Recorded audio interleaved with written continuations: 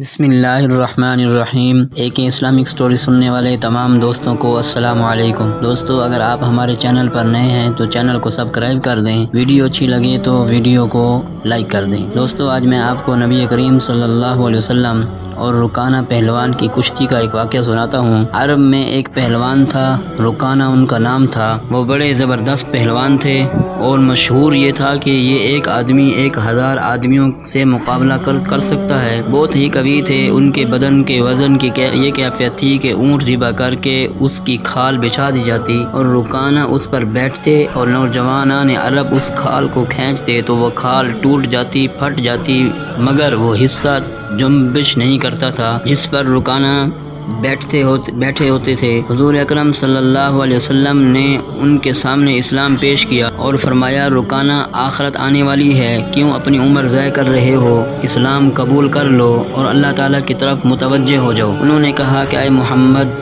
میں نہ تو کوئی عالم و فقیہ ہوں نہ سمجھدار، میں تو ایک پہلوان ہوں، مجھ سے کشتی لڑو اور اگر آپ نے مجھے پچھاڑ دیا تو میں آپ کا دین قبول کر لوں گا۔ آپ نے فرمایا بسم اللہ۔ وہ لنگوٹ کس کر آ گیا اور حضور اکرم صلی اللہ علیہ وسلم بھی آستین چڑھا کر میدان کشتی میں آ گئے۔ ایک دو داؤ کے بعد حضور صلی اللہ علیہ وسلم نے اس کی کمر ہاتھ میں ڈالا اور ایک ہاتھ سے اس طرح اٹھایا جیسے کوئی چڑیا کو اٹھاتا ہے اور آہستہ سے زمین پر رکھ کر چھاتی پر بیٹھ گئے اور فرمایا، رکانہ، اب کہو۔ مگر رکانہ کو یقین نہیں آیا کہ میں بچھڑ گیا ہوں، کیونکہ کسی نے آج تک اسے بچھاڑا ہی نہیں تھا اور حضور صلی اللہ علیہ وسلم نے اس کو اس طرح بچھاڑا کہ اتنی وزنی لاش کو ایک ہاتھ سے اٹھا کر آہستہ سے زمین پر رکھ دیا۔ اس نے کہا کہ میں بچھڑ گیا ہوں، مجھے تو یقین نہیں آیا، ایک دفعہ اور کشتی لڑو۔ حضور اکرم صلی اللہ علیہ وسلم نے فرمایا بسم اللہ۔ پھر آپ نے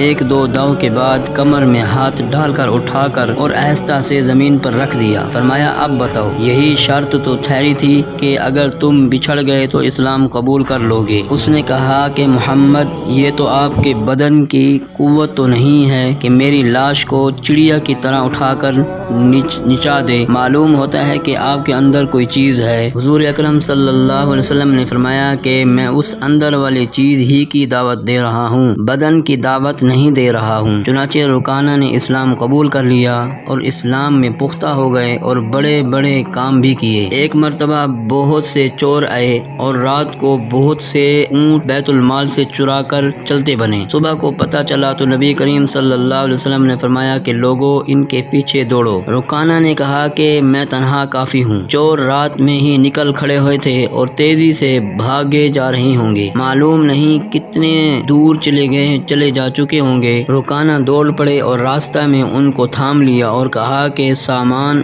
اور اونٹ لے کر واپس چلو۔ چنانچہ ان کو پکڑ کر لائے تو حضور صلی اللہ علیہ وسلم نے ان کو سزائیں دیں۔ کہنے کا مقصد یہ ہے کہ بہت لوگوں کے دل میں حق آ جاتا ہے اگر تعصب نہ ہو، اور واقعی حق طلبی ہے تو حق ضرور کھل جاتا ہے۔